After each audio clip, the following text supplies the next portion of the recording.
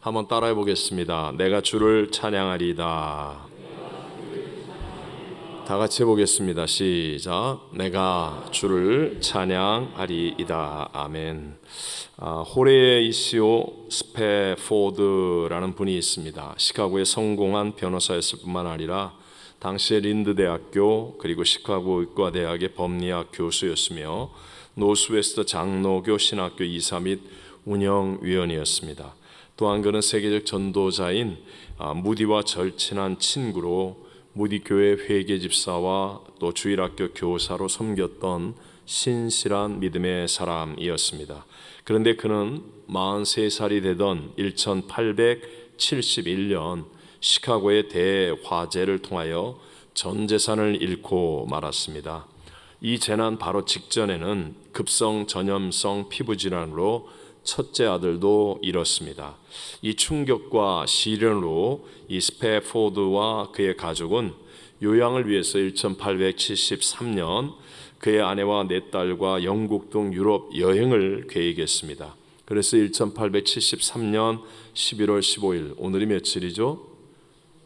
17일이죠. 네, 비슷한 날짜입니다. 때 뉴욕에서 이제 스패포드와 아내와 네 딸을 비롯해서 많은 승객을 태운 프랑스의 여객선 빌르드 아브로라는 배를 타고, 당시에는 비행기가 없었으니까요, 뉴욕항을 출발하게 되었습니다.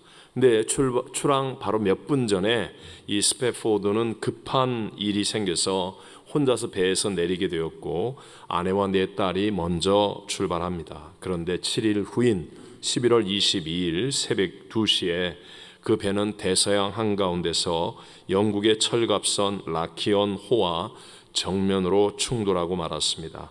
배는 226명과 함께 바닷속으로 가라앉았습니다. 결국 네 딸들은 구조되지 못했고 유일하게 아내만 물 위로 떠올라서 구명정에서 구조되었습니다. 9일 후 이 스패포드의 부인은 Saved Alone, 혼자만 살아남았음이라는 짧은 내용의 전문을 남편에게 보냈습니다. 이 소식을 전해 들은 이 스패포드는 절망했습니다. 그러나 사랑하는 네 딸들을 잃고 정신없이 헤맬 그의 아내가 걱정이 되어서 정신을 차리고 부인을 만나기 위해 배에 올랐습니다. 그리고 그 배가 동일한 노선이죠. 이제 대서양을 지나면서 딸들이 잠긴 그곳을 지날 때 이 스패포드의 마음은 정말 커다란 파도가 일어나며 찢어지듯 고통스러웠습니다. 깊은 그곳에 잠들어 있을 사랑하는 네 딸들의 얼굴이 떠올라서 너무나 괴로웠습니다. 그는 슬픔으로 밤이 새도록 울부짖었습니다. 그런데 이렇게 씨름을 하던 중에 스패포드의 마음속 깊은 곳에서 형언할 수 없는 하나님에 대한 신뢰, 하나님의 위로, 그리고 평안이 솟구쳐 오르기 시작했습니다. 그리고 그의 입술에서는 평생 경험해 보지 못한 평안을 고백하고 있었습니다. It is well with my soul. 내 영혼 평안해 하는 글을 하나님이 주시는 영감을 따라 쓰기 시작했습니다. 그리고 그 글에 곡조를 붙인 곡이 바로 저희들이 자주 부르는 찬송가 413장 내 평생에 가는 길입니다. 우리 한번 1절 2절만 같이 한번 불러볼까요? 내 평생에 가는 길 순탄하여 늘 잔잔한 강 같은지 큰 풍파로 무섭고 어렵든지 나의 영혼은 늘 편하다. 내 영혼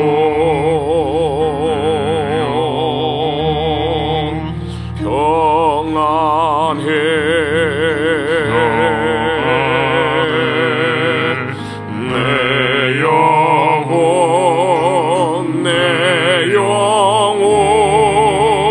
평안해. 저 마귀는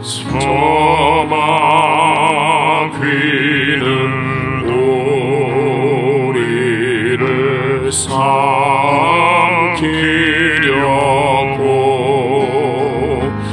입 벌리고 달려와도 주의 손은 우리의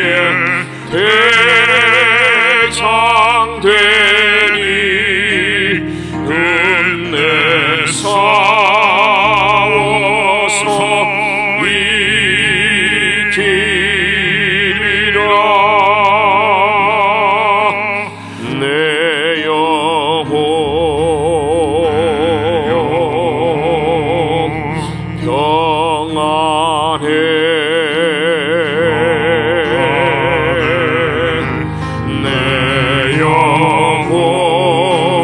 내 영혼 평안해.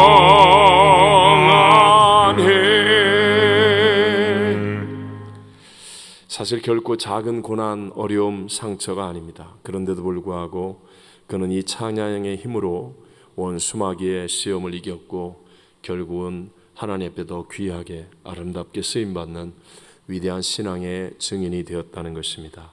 여러분, 현실적으로 우리가 고난을 당하거나 때로는 영적인 슬럼프에 빠질 때는요, 어떤 때는 성경이 안 읽어져요. 읽어도 이게 뭐 읽고 있는 건지 뭘 하는 건지도 모를 때가 있어요. 어떤 때는 기도도 정말 안 나올 때가 있습니다. 이때 우리로 하여금 회복해 하신 하나님의 팁, 분명한 하나님의 팁은 바로 찬양하는 것입니다. 여러분, 이런 은혜가 꼭 경험되어지기를 바랍니다. 네. 찬양부터 시작하는 거예요. 왜냐하면 주님의 임재 앞으로 나아갈 때 어떤 문제도 해결될 수 있잖아요. 내가 당한 고난이 아무리 커도 내 자녀를 다 잃어버리고 내 재산을 다 잃어버리고 모든 것을 다 잃어버리는, 내가 충성했는데 열심히 했는데 온전하게 살았는데 한순간에 다가오는 이 모든 재앙, 누구의 말로도 위로되지 않고 이해될 수 없고 해결할 수 없는데, 근데 하나님의 임재를 체험하면 해결이 된다는 거예요. 하나님의 은혜를 입으면 하나님의 더 크고 놀라운 위로와 사랑과 섭리로 일어날 수 있게 된다는 거예요. 근데 이것을 정확하게 이루어 주는 것이 바로 찬양이기 때문에 그렇습니다. 하나님의 임재 앞으로 인도하는 것. 우리 지난주에 배웠죠. 지난주 수요일 날 우리 분명히 기억하셔야 됩니다. 시편 22편 3절에 뭐라고 그랬어요? 이스라엘의 찬송 중에 계시는 주여, 주는 거룩하시니이다. 하나님의 1.1에 변하지 않은 약속이 무엇 중에 계시는 주라고요? 찬송 중에 계시는 주예요. 찬송 중에 계시는 주. 그래서 우리가 찬양을 부르면 가장 확실하게 최우선 순위로 문이 열려지고 하나님의 임재를 체험할 수 있게 된다는 것이죠. 하나님은 늘상 우리와 동행하십니다. 하지만 우리가 찬양할 때 마치 성령께서 내 옆에서 숨 쉬듯이 함께 하심을 느낄 수 있게 되고 내 안에 계신 하나님의 은혜가 내게서 체험되어질 수 있다는 것이죠. 세상의 영은요, 우리에게 조그만 어려움, 불편함, 힘듦이 다가오면 금방 원망하고 불평하게 만들고 남의 탓을 하게 만듭니다. 그래서 무너지는 거예요. 그게 어려워서 무너지는 게 아니에요. 그까짓 거 별거 아니에요. 누가 나를 미워하고 누가 나를 싫어하고 내게 좀 지금 어려움이 생기고 직장에서 내가 해고당하고 뭐 어떤 고통이 있고, 사실 이게 나를 무너뜨리게 하는 게 아니고요. 이것으로 인하여 불평하고 원망할 때, 남의 탓할 때 다가오는 원수마귀가 영적인 슬럼프로 나를 밀어넣기 때문에, 그것 때문에 우리가 무너지는 거고 패배하는 것이거든요. 우리가 힘들 때 내가 정말 하나님의 임재를 체험하지 못하면 그게 재앙이 되는 겁니다. 아무것도 아닌 그 작은 일에 내 인생을 무너뜨리게 만드는 재앙으로 발전하게 되죠. 그래서 마귀는 우리가 조금만 틈이 생기면 그러면 그것을 이용하여 계속하여 공격하는 것이죠. 시련이 힘든 것이 아니라 시련을 통하여 영혼을 공격하는 마귀의 공격이 사실은 훨씬 더 힘들고 어려운 것입니다. 그럴 때 내가 알지 못하지만 찬양을 하고 있으면, 그러면 마귀의 공격이 끊어지게 되고 하나님의 거룩한 불병과 불담으로 지켜주시는 임재가 내가 모르더라도 우리에게 임하게 될 줄로 믿습니다. 재앙이 될 수 있는 상황인데도 찬양하잖아요. 찬양하면 문제보다 크신 하나님의 임재가 나타나는 거예요. 내가 느끼지 못해도 나타나고 있는 거예요. 그래서 거룩한 임재가 나타나기 때문에 원수마귀가 틈을 타다가 결국은 한 길로 왔다 7길로 쫓겨나게 되고, 그래서 이런 것들을 알고 있는 영적인 사람들을 보십시오. 성경에 나와 있는 모든 영적인 사람들은 우리보다 훨씬 더 많은 시련, 고난, 억울함, 답답함, 힘듦, 공격 이런 일들을 당했지만, 그러나 그들은 찬양과 감사를 그치지 않았어요. 찬양과 감사를 통하여 하나님의 놀라운 승리가 그들에게 임하는 것을 경험하고 믿고 있기 때문에 그래요. 다윗이 그랬고, 이스라엘의 선지자들이 그랬고, 바울과 실라가 감옥 안에서 억울하게 매맞고 있을 때에도 그랬습니다. 그럴 때 정말로 하나님이 함께 하셨고 놀라운 기적과 역사들이 일어난 것처럼 오늘 우리들에게도 동일하게 우리가 불평원망 남의 탓하지 않고 하나님을 향하여 찬양할 때 그런 영적인 일들이 반드시 일어나게 될 줄로 믿습니다. 그래서 찬양으로 충만한 교회, 찬양으로 충만한 가정을 원수마귀가 못 뚫는 거예요. 뚫지 못하는 거예요. 찬양은 문제가 아니라 주님을 바라보게 해주기 때문에 그렇습니다. 만약에 저와 여러분에게 혹시라도 왜 나에겐 영적인 이 전쟁 또는 영적인 문제가 이렇게 뭔가 끊어지지 않고 해결되지 않고 계속해서 이어져 가고 있을까, 뭔가 영적으로 답보 상태에 있는 것 같다고 느낄 때, 그때 여러분 진실로 하나님 앞에 찬양하며 임재를 체험하여 그 모든 마귀의 공격을 끊어낼 수 있는 은혜를 경험하게 되시기를 바랍니다. 그래서 성경은요, 기도하라는 말이 정말 많이 나오겠죠. 그래요, 안 그래요? 그렇습니다. 근데 기도하라는 말보다 더 많이 나오는 게 뭐예요? 찬양하라예요. 성경에 기도하라는 말보다 더 많이 나오는 게 찬양하라예요. 그러니까 더 많이 찬양해야 돼요, 안 해야 돼요? 근데 우리는 너무나 지금 찬양을 잃어버려 가고 있어요. 찬양이 너무너무 잃어버려 가고 있어요. 우리 그리스도인들이 그래서 자꾸만 메말라 가고 있는 것인지도 모릅니다. 자, 오늘 올바른 찬양에 대해서 간략하게 4가지 함께 은혜를 나누려고 해요. 우리 다음 주에 찬양 경연대회라는 행사가 있죠. 이게 행사로 끝나는 게 아니라 찬양의 힘과 은혜를 우리가 경험하고 또 결단하는 그런 시간이 되길 원해요. 하나님께서 이 찬양 경연대회를 왜 하게 하셨을까? 저는 이 찬양 경연대회를 통하여 또 한번 하나님께서 우리 성도들에게 점핑을 주시고 또 블랙스루를 만들어 주시고 하나님께서 새 역사를 이루어 줄 것이라고 저는 믿습니다. 여러분 꼭 이 4가지를 기억하십시오. 4가지. 그 첫 번째, 찬양은 하나님을 어떻게 드리는 것이다? 칭찬해 드리는 것이다. 올바른 찬양은 하나님을 다시 한번 어떻게 드리는 것이다? 칭찬해 드리는 거예요. 올바른 찬양은 하나님을 칭찬해 드리는 거예요. 시편의 찬양마다 할렐루야라는 말이 나오죠. 이건 너희 모든 사람들아 하나님을 찬양하라 하는 예배자의 선포입니다. 이 어근이 되는 말이 할랄이라는 말인데, 할랄이라는 말은 큰 소리로 자랑하다라는 뜻을 가지고 있습니다. 사람들은요, 하나님의 형상과 모양대로 지음받았는데 스스로 하나님처럼 되려고 했잖아요. 그래서 이 죄성을 가진 사람들은 알게 모르게 자기를 자랑하려고 합니다. 자기를. 원수마귀도 사단도 찬양하다가, 하나님을 찬양하다가 자기를 찬양하려고 했다가 박살나지 않습니까? 우리도 똑같아요. 우리가 하나님 앞에 온전하게 하나님께 찬양을 못 드리면 우리는 쉴 새 없이 자기를 자랑합니다. 외모를 자랑하고 성공담을 자랑하고 돈을 자랑하고 학벌을 자랑하고 인맥을 자랑하고 자기 경험을 자랑하고, 그러다가 그런 것들이 얼마나 거품처럼 속히 지나가 버리고 헛된 것이며 그 좋은 하나님을 자랑해야 될 순간을 놓쳐버린 것을 나중에야 뒤늦게 깨닫고 후회하게 되는 거예요. 우리가 자꾸만 노래로 자기를 높이려고 하고 자기를 자랑하고 나면요, 그러면 뭔가 되는 것 같은데 그냥 돌아서면 허무해요. 참된 평안이 없습니다. 기쁨이 사라집니다. 왠지 불안해집니다. 잘못한 것 같습니다. 이것을 회복시켜 줄 수 있는 게 올바른 찬양입니다. 하나님을 칭찬해 드리는 올바른 찬양이 내 안에 가득 채워지잖아요. 그러면 희한하게 내 영혼이 꽉 찬 느낌이 들어요. 사람들 보기에는 내가 보잘것 없는 것 같이 보일지 모르지만 나는 너무나 만족이 있고 감사가 있고 평안이 있고 기쁨이 있고 감격이 넘쳐 흐르는 거예요. 노래를 부르는 게 아니라 하나님을 칭찬하는 찬양을 하는 거예요. 하나님을 칭찬하는 찬양. 우리가 진짜 자랑해야 될 것, 그것은 바로 위대하신 하나님이십니다. 그분은 우리의 최고의 찬사를 받으시기에 합당하신 분이고, 그분은 영원한 분이며, 우리가 칭찬하고 찬양하고 자랑해 드릴 때 하나님께서는 정말 우리의 삶을 하나님의 거룩한 은혜의 자리로 이끌어 주시는 분이시기 때문에 그렇습니다.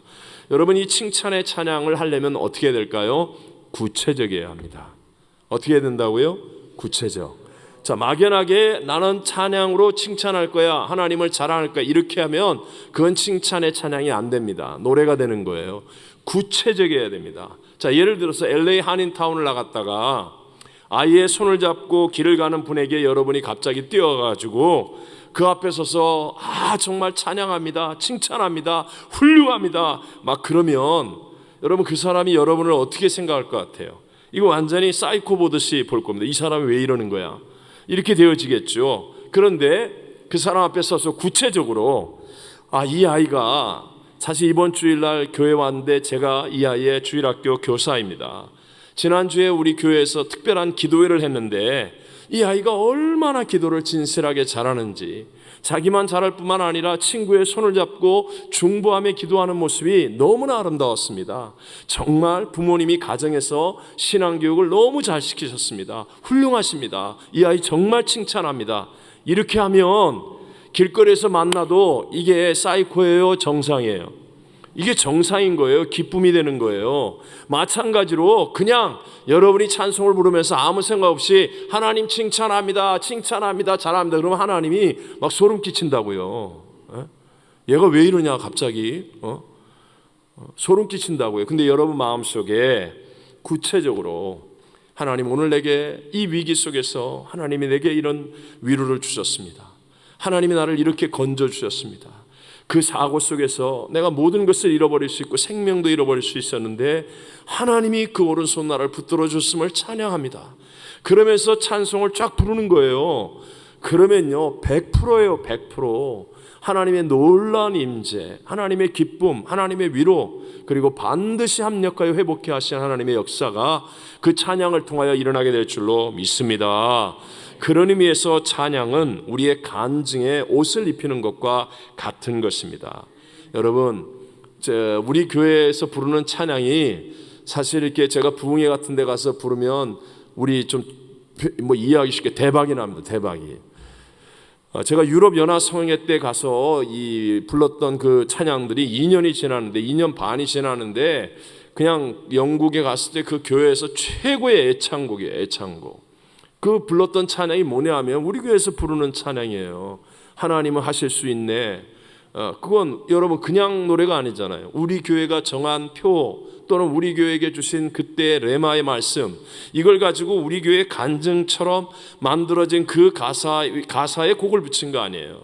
그러니까 우리에겐 살아있는 노래예요. 하나님을 향한 간증과 같은 거예요. 간증에 옷을 입힌 노래와 같은 거예요. 그러니까 그 음악을 전공한 분들이 많고 대단한 분들이 많아도 아주 간단하고 쉬운 노래인데 그게 가슴에 남고 영혼에 남고 힘이 되어지고 위로가 되어지고, 그래서 이번에도 우리 교회에서 불렀던 찬양, 우리 교회 곡이에요. 우리 교회 곡. 그거 가지고 부르니까 그 찬양을 통하여 모두가 다 마음의 문이 열리고 하나님의 임재를 함께 체험하는 거예요.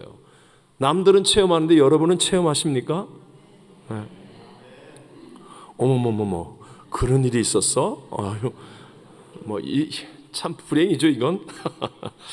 그래서 기독교 찬양은 어떤 면에서는요, 먼저 가사가 있어요. 가사가 있고 그 다음에 음정을 입고 음악이 되는 거예요. 그러니까 정직하게 얘기하면 가사만 정확하면 음정 박자가 틀려도 상관없다는 거예요. 옛날에는 곡이 없었거든요. 그래서 예를 들어 시편 23편으로 예배 때마다 찬양을 부르는데 예배 때마다 노래가 달랐어요. 가사는 똑같았는데 정말로 노래가 달랐어요. 자기의 막 간증으로 시편 23편을 노래하는 거예요. 그러니까 부르는 사람마다 다르게 부르기도 하고 그랬다는 거예요. 그래서 우리 교회에서도 악기를 연주할 때 정말 조심해야 되는 거, 기도 소리나 노래 소리보다 악기 소리가 커지면 안 되는 거예요. 이건 보조의 역할을 하는 거지, 이 악기, 전자악기 같은 거 이런 것들이 가사보다 크다, 가사는 안 들리고 음악 소리가 들린다. 그러면 이건 하나님이 받으시는 찬양이 아니에요. 이건 그게 감정을 막 자극하는 거죠. 이렇게 하는 건 아니라는 거죠. 어쨌든 간에 중요한 건 내 가슴 속에 체험한 구체적인 그 은혜와 간증을 하나님께 드리고자 하는 마음, 하나님께 자랑하고 칭찬하는, 하나님을 자랑하고 하나님을 칭찬하는 마음. 하나님 오늘도 나와 함께 해주셨어요. 정말 하나님이 그때 내 마음을 위로해 주셨어요. 그러면서 그것을 기억하여 찬양할 때 그것이 진실로 하나님이 받으시는 찬양, 하나님의 은혜와 역사를 이루는 찬양이 되는 줄로 믿습니다. 두 번째가, 찬양은 칭찬과 함께 무슨 뜻이 있다고요? 경외한다. 다시 한번 무슨 뜻? 경외한다. 경외한다는 뜻이 있습니다. 손을 들고 찬양하는 것을 야다 찬양이라고 얘기합니다. 이 야다 찬양이라는 것은요, 완전히 항복합니다라는 거예요. 뭐 이렇게 들든 이렇게 들든 뭐 어떻게 들든 이건 완전히 하나님 내가 항복합니다라는 뜻을 가지고 있는 거예요. 이처럼 찬양에는 경외한다, 무릎을 꿇는다, 두 손을 들고 항복한다, 이 의미가 반드시 들어 있습니다. 그래서 우리가 찬양을 할 때는 언제나 이게 내가 가진 은사가 내 것이 아니라 누가 주신 거예요? 하나님이 주신 것이며, 나는 하나님이 시키시는 대로 쓰임을 받는 청지기입니다 라는 태도를 가지고 노래할 때 그게 이제 야다, 항복하는 찬양이 되죠. 그래서 우리가 부르는 노래가 노래로 끝이지 않고 하나님의 임재를 체험하는 찬양이 되려면 반드시입니다. 반드시 Not I but Christ가 돼야 돼요. 뭐가 돼야 돼요? Not I but Christ가 돼야 돼요. 내가 아니라 내 안에 주님이 주인이십니다. 이 믿음을 가지고 하나님을 향하여 찬양하는 거예요. 그러면 하나님의 놀라운 임재를 체험합니다. 여러분, 다윗은 시편의 반 이상을 쓴 사람이죠. 다윗은 가장 절망과 어려움 속에서 가장 존귀하고 위대한 하나님의 사람으로 끝까지 승리했습니다. 하나님이 붙들어 주시고 함께 하시는 만성천자와 같은 인물이 되었습니다. 그 다윗의 특징이 뭐예요? 일평생 찬양했다는 거예요. 일평생 하나님을 찬양했습니다. 특별히 고난과 눈물 속에서 찬양한 것은 말할 것도 없고, 그가 모든 것을 다 이루었다고 말할 만한 가장 존경받는 높은 자리에 있는 왕이 되었을 때 그 정상에서도 하나님을 찬양했다는 거예요. 어떤 마음으로? 시편 145편 1절의 찬양이 이거 있잖아요. 왕이신 나의 하나님, 내가 주를 높이고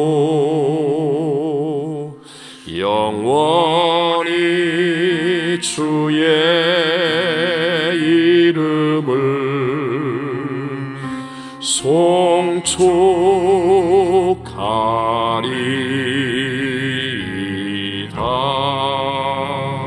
잘 보세요. 다윗은 자신이 왕이 아니라 누가 왕이에요?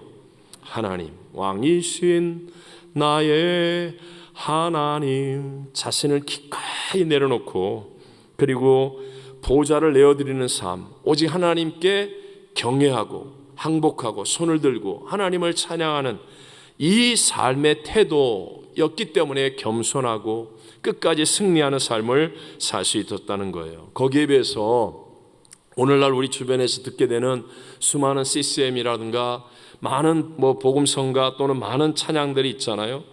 그 찬양들이 참 노래는 좋은데 때로는 우리의 마음에 감동을 주지 못하거나 열매를 맺지 못하는 이유가 있다면 그건 바로 나를 증명하려고 부르는 찬양이기 때문에, 노래하는 나를 증명하기 위해. 이게 이제 다른 점이죠. 음악적인 탁월함은 있을지 모르지만 더 우선되는 것이 뭐예요? 완전히 주님께 항복하는 영성이어야 돼요. 완전히 내가 십자가에서 죽었습니다. 그리고 정말 하나님께 항복하고 하나님을 경외하는 노래가 되기를 원합니다.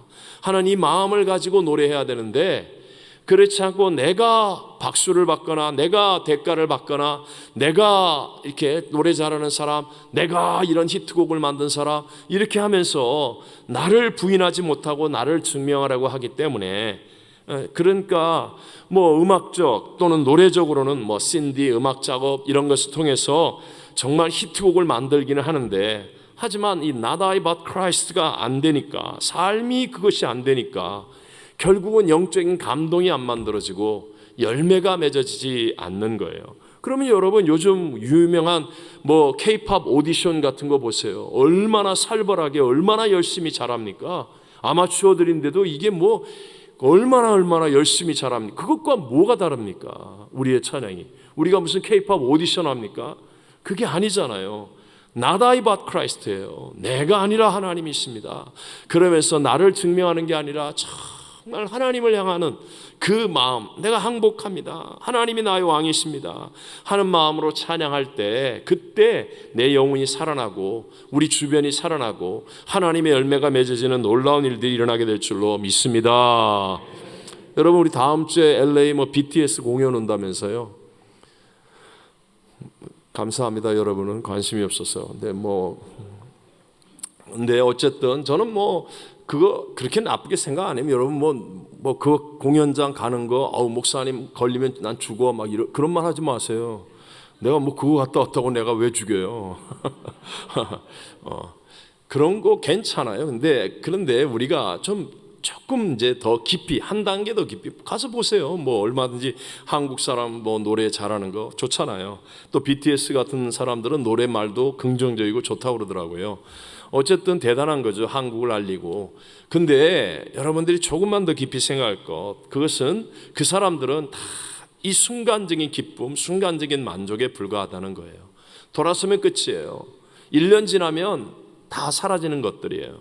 하지만 여러분, 찬양은 영원히 남는 거예요. 영원히 내 영혼 속에 하나님의 은혜가 쌓이고 남고, 오히려 이것이 내 자손에게도 흘러가는 복이 되어지고, 그러니까 항상 우리는 노래 이전에 나의 영혼을 깊이 돌아보고, 그리고 하나님을 경외하는 믿음, 하나님께 야다 항복하는 믿음, 하나님이 나의 왕입니다 하는 믿음으로 우리 노래하여서, 그래서 영을 살리시는 하나님의 그 축복의 증인들이 다 되시기를 바랍니다. 세 번째는요, 찬양은 모든 수단을 동원하여 갈채를 보낸다는 뜻이 있습니다. 모든 수단을 동원하여서 무엇을 보낸다? 갈채를 보내드린다. 오늘 본문 22절을 같이 한번 읽어보겠습니다. 22절, 나의 하나님이여, 내가 또 비파로 주를 찬양하며 주의 성실을 찬양하리이다. 이스라엘의 거룩하신 주여, 내가 수금으로 주를 찬양하리이다. 여기 비파, 수금 이런 악기가 나오죠. 악기로 연주하며 찬양할 때 쓰는 단어가 자마르라는 단어를 씁니다. 이것은 모든 것을 총동원해서 주님을 찬양한다라는 뜻을 가지고 있습니다. 비파와 수금은 쉽게 말하면 이렇게 생각하시면 돼요. 요즘 우리가 아무 때나 사용할 수 있고 들고 다닐 수 있는 기타, 하모니카, 아니면 키보드, 이런 것처럼 당시에 가장 휴대하기 쉽고 가장 많이 사용하는 악기가 비파와 수금이라고 생각하시면 돼요. 더 다양한 악기들이 시편에는 많이 등장하죠. 예를 들면 시편 150편 3절로 5절에 보면 나팔 소리로 찬양하며 비파와 수금으로 찬양하며 소고치며 춤추어 찬양하며 현악과 퉁소로 찬양하며 큰 소리 나는 재금으로 찬양하며 높은 소리 나는 재금으로 찬양하며, 이렇게 모든 수단을 다 동원해서, 현대식으로 얘기하면 우리 기타 치고 베이스 기타 치고 드럼 치고 다 하는 거예요. 다 모든 수단을 다 동원해서 우리 하나님을 향하여 갈채를 올려드리는 거예요. 갈채를, 하나님을 향하여 내 마음의 뜨거움과 내 모든 감격을 올려드리는 거예요. 여기에 대한 가장 합당한 예가 바로 2002년 한일 월드컵입니다. 여러분, 2002년 한일 월드컵에 우리 한국이 기적을 만들었잖아요. 유럽의 강호들을 차례로 이기면서 한 단계 한 단계 올라가는 그 기적을 체험하며, 한 달 동안 우리 한국 사람들은 진짜로 선수들에게 박수를 치고 북을 치고 꽹과리를 치고 광화문 광장에서 TV 앞에서 정말 환호를 보냈습니다. 환호를, 갈채를 보냈습니다. 이런 게 교회 안에서 하나님을 향해 있어야 된다는 거예요. 아멘이십니까? 그 이상하게 교회만 오면 주눅이 들어가지고 입만 열면 사람들을 선악으로 판단하고 비난하는 게 이상하게 이 교회 안에 이게 가득해서 그걸 물리치는 게 찬양의 힘이고, 우리 교회는 그런 찬양을 회복하는 그런 능력의 교회가 될 줄로 믿습니다. 생각해 보십시오. 2002년 월드컵에 반의 반도 못하면 하나님이 어떻게 보시겠어요? 야, 너는 똑같은 한국 사람인데 축구공을 찬양할 때는 그렇게 하고 하나님을 찬양할 때는 그렇게 하냐? 아무리 팬데믹이라도, 아무리 마스크 핑계를 댄다 할지라도, 여러분, 우리가 정말 미라보다도 못한 모습으로 그러고 찬양을 부르고, 찬양만 하면 그냥 입안에서 우물우물거리고 부르는 척만 하고 소리도 안 나오고 남 앞에서 흉내나 내고, 그게 어찌 하나님을 향한 갈채가 되겠습니까? 다시 한번 우리 자신을 돌아보고 하나님을 향한 갈채. 근데 이게 억지로는 안 되잖아요. 하나님의 말씀을 체험하고, 그리고 어떤 성령의 역사하심을 통하여 우리가 하나님의 영광을 보게 될 때, 그때 이런 찬양이 나오게 되겠죠. 그래서 이처럼 이렇게 성령의 불이 내 속에 있는 모든 것으로 하나님을 찬양할 수 있도록 하기 위해서 우리가 기도하는 거예요. 그래서 성가대는 진짜 기도를 더 많이 해야 되는 기관이에요. 찬양팀은 진짜 기도 많이 해야 되는데요. 그래서 그 성령의 불이 내 속에서 이 하늘의 감격을 불어넣어 주어서 찬양하게 될 때, 그때 하나님의 임재를 체험하고 나를 통하여 내 주변이 살아나는 하나님의 놀라운 역사가 일어나게 되는 줄로 믿습니다. 제가 한국에 갔을 때 그 소아암 환자들의 병원을 한번 찾아가서 기도를 해드린 적이 있었어요. 꽤 오래전 얘기긴 하지만 어린아이들 소아암이에요. 어린아이들 소아암이니까 어린아이들 암 환자인데 정말 너무너무 마음이 아픈 장면들이 많더라고요. 근데 그 가운데는 정말 몇 달을 더 살기 위해서 정말 부모로부터 시작해서 모든 이가 몸부림을 치면서 애를 쓰는 거예요. 그때 누구든지 근엄하게, 아무리 목석 같은 사람이라도 정말 처절하게 깨닫고 느끼는 게, 내가 이렇게 숨쉬고 살아있는 것이 감사하다, 하나님의 은혜다, 이거 못 느낄 사람은 없어요. 정말 이게 하나님의 은혜구나. 내가 성경을 들고 이렇게 걸어와서 내가 이 아이를 위해서 기도해 줄 수 있는 것, 이거야말로 진짜 하나님의 은혜 중에 은혜구나. 이게 당연한 게 아니라 정말 은혜로구나 하는 게 아무리 바쁘고 뭐 힘들고 어쩌고 저쩌고 해도요, 깨닫게 되어지는 거예요. 쉽게 말하면 영성이 살아나기 전에는요, 당연한 것이었어요. 이거 당연하지. 하지만 우리가 진실로 기도하며 성령이 빛을 비추어 주시고 하나님의 말씀이 깨달아지고, 그래서 내 영이 살아나기 시작하면, 그러면 이게 얼마나 소중한 하나님의 은혜인가를 깨닫게 되어지면서, 그때 나의 입술을 통하여 하나님을 찬양하게 될 때 그 찬양이 바로 하나님을 향한 갈채가 되고 영광이 되어질 줄로 믿습니다. 마지막 네 번째, 찬양은요, 죽을 때까지 계속해야 합니다. 자, 찬양은 언제까지 한다고요? 죽을 때까지. 죽을 때까지 계속해야 됩니다. 저도 기도하는 한 가지 소원 중에 하나는, 내 마지막 순간에 숨이 넘어갈 때 나도 야곱처럼 하나님을 찬양할 수 있을까? 그래서 있을까 해서 이제 하나님, 내가 찬양하면서 하나님께 가게 해 주십시오. 나 그렇게 기도합니다. 하나님, 내가 큰 소리는 못해도 내 숨이 있고 호흡이 있는 동안에 내 마지막 하나님이 코끝에서 호흡을 거두시고 나의 영을 육체로부터 분리시켜 하나님 품에 안으실 때, 그때 내 육체가 마지막으로 하나님을 찬양하면서 하나님 품에 가게 해 주십시오. 우리 교회 성도님들 그런 은혜가 있게 되시기를 바랍니다. 네. 찬양. 오늘 시편 71편의 18절 말씀 앞을 보고 읽어보겠습니다. 하나님이여, 내가 늙어 백발이 될 때에도 나를 버리지 마시며, 내가 주의 힘을 후대에 전하고 주의 능력을 장래의 모든 사람에게 전하기까지 나를 버리지 마소서. 아멘. 이 말이 뭐예요? 늙어서 100살이 될 때까지 끊임없이 찬양하며 가게 해달라고 기도하는 내용을 고백하는 것입니다. 여러분 한번 생각해 보세요. 세상에서 10대, 20대, 30대, 40대, 50대, 60대, 70대, 80대가 다 같이 노래할 수 있는 곳이 어디예요? 교회 성가대니까요. 10대부터 예를 들어 80대, 90대까지 어제 우리 새가족 성경 공부 졸업하신 분 중에 정말 그냥 큰 감동을 주신 분이 우리 홍상금 권사님이 98세세요. 8주 성경 공부를 다 하고 어제도 휠체어 타고 오셔가지고 얼마나 또렷또렷하게 감사합니다. 감사합니다. 몇 살이라고요? 98세. 우리 애녹 회장님 박영집 장로님이 99세가 돼서 저 성가대에 앉아 있어야 된다니까요. 아멘이십니까? 네. 왜 안 돼요? 왜 안 돼요? 하면 되지. 하겠다고 믿으면 되죠. 우리 입술의 찬양이 연세가 드실수록 라떼는 그러면서 잔소리하면 꼰대가 되는 거잖아요. 저도 이제 꼰대가 되는 거예요. 그래서 꼰대가 안 되기 위해서 입술을 열어서 찬양하는 거예요.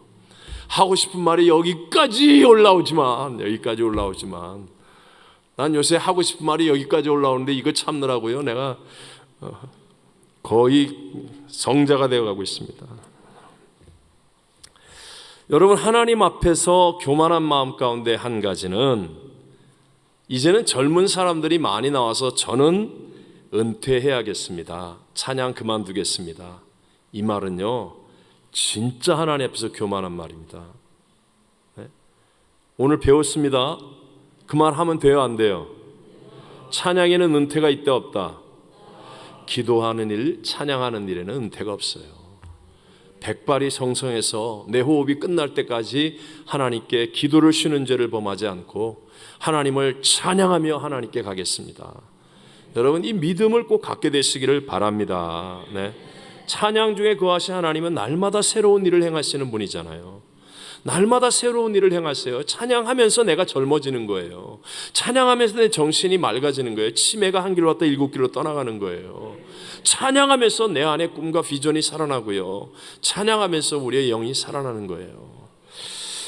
빌리 그레이엄 목사님과 함께하면서 늘 은혜로운 찬양을 불렀던 조시 베버리 쉐어죠. 조시 쉐아. 이분은 정말 빌리 그레이엄 목사님이 너무 귀하게 부르신 분이기도 해요. 근데 이분이 50년이 넘도록 찬양을 인도했습니다. 그리고 108일을 연속해서 집회를 하며 찬양을 하기도 했던 분입니다. 이분은 104세에 주님 부름을 받으셨어요.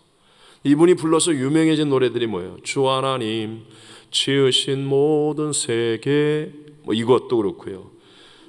주 예수보다 더 귀한 것은 없네, 이 노래도 그렇고요. 갈보리 산 위에 십자가 섰으니, 이 찬양도 그렇고요. 또 이와 같은 때엔 난, 그 찬양 있죠? 이분이 불러서 정말 전 세계적으로 유명해진 노래들이 너무나 많아요. 정말 가치 있는 삶을 사신 분입니다. 여러분, 따라하겠습니다. 영성은 집중력이다. 영성은 집중력입니다. 영성은 집중력이에요. 제 책상에 지금도 떼놓지 않고 붙여놓은 것, 제게 있어서 가장 중요한 것, 집중력이에요. 집중력이에요. 능력의 차이 얼마 안 나요. IQ 차이 얼마 안 나요. 건강의 차이 얼마 안 나요, 여러분. 우리 개개인의 달란트의 차이 얼마 안 나요. 근데 집중력의 차이는요, 1000배, 2000배 나와요. 네? 1000배, 2000배. 오늘 왜 예수 믿는 사람들이 이렇게 매갈이 없느냐? 예수님 말고도 우리의 마음과 생각이 흐트러진 것이 너무나 많다는 거예요. 집중력이 없어요. 집중력을 잃어버렸어요. 우리는 가족, 직장, 인터넷, 취미, 운동, 주식, 친구, 하여튼 너무너무 많은 것들. 여러분, 요즘은 카톡 보고 메시지 보는 데만 해도 옛날에 성경 읽을 시간 다 날리고 있어요. 인터넷으로 영화 한 편 보고 드라마 보고, 이놈의 드라마는 끝나면 없어지는 줄 알았더니 또 다른 거 하고 더 재밌는 거 하고, 뭐 이거 할 때도 뭐 대박이라고 그러고 뭐 저거 할 때도 대박이라고 그러고 뭐 그래갖고 막 우리 혼을 쑥 빼놓고 그냥 막 뭐 오징어 게임 안 보면 인생 끝나는 것처럼. 뭐가 인생 끝나요? 난 안 봤어요. 안 봤는데 내 인생 끝났어요? 근데 안 보면 안 되는 것처럼 성경은 안 읽으면서 말이지, 교회 와서 예배드리려 하면 피곤하다 그러면서 말이지, 그냥 새벽까지 그냥 오징어 게임이나 보고 있고요. 내가 아는 게 그거밖에 없어서 그래 지금. 그런 거 하라 그러면 말이지, 그냥 뭐 피곤하다는 말도 안 해요. 말도 안 해. 시간 아깝다는 말도 안 해요. 근데 교회 오라 그러면 피곤하다 그러고 시간 아깝다 그러고 뭐 어쩌다 그러고 말이지. 큰일입니다. 그리고 나서 우리 주님 앞에 서서 뭐라고 얘기할 겁니까? 제가 여러분 괴롭게 하려고 그러는 거예요? 그거 아니에요, 여러분. 우리 다 주님 앞에 서는 게 목적지라니까요.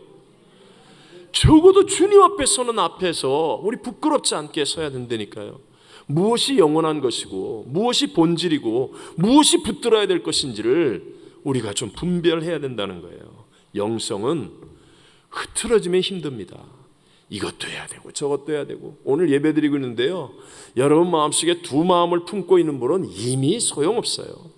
난 9시까지 어디 가야 돼 그러고 예배드리는 사람은 이미 소용없어요. 안 돼요. 하나님 앞에 집중력 없어요. 은혜 못 받아요. 안 오는 것보다야 낫겠지만, 그런데 집중하는 거예요. 살든지 죽든지 흥하든지 망하든지 성하든지 쇠하든지 나는 주님뿐입니다. 그리고 집중해서 예배드리는 거예요. 졸아도 주야 그러고 졸라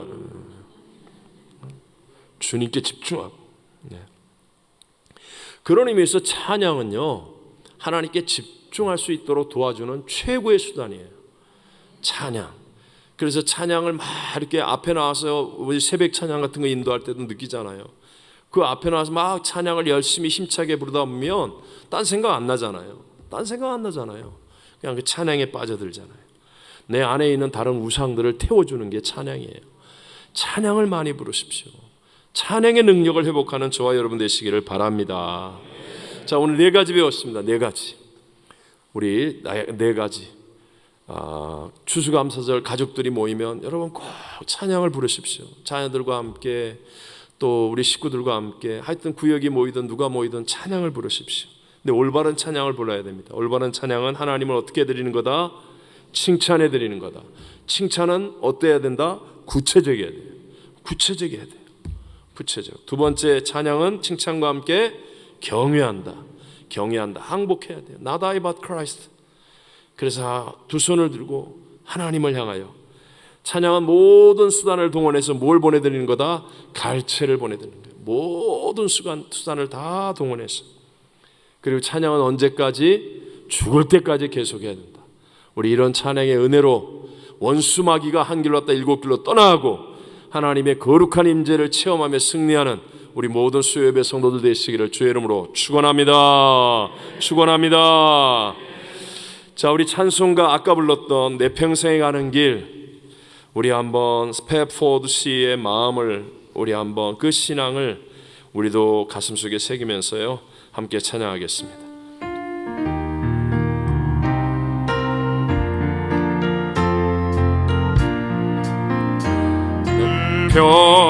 평생에 가는 길 순탄하여 늘 찬찬한 강 같든지 큰 풍파로 무섭고 어렵든지 나의 영혼은 늘 편하다. 내 영혼 평안해. 내 영혼 평안해. 저 마귀는 우리를 삼키려고 입 벌리고 달려와도 주의 손은 우리의 대장되니 끝내 사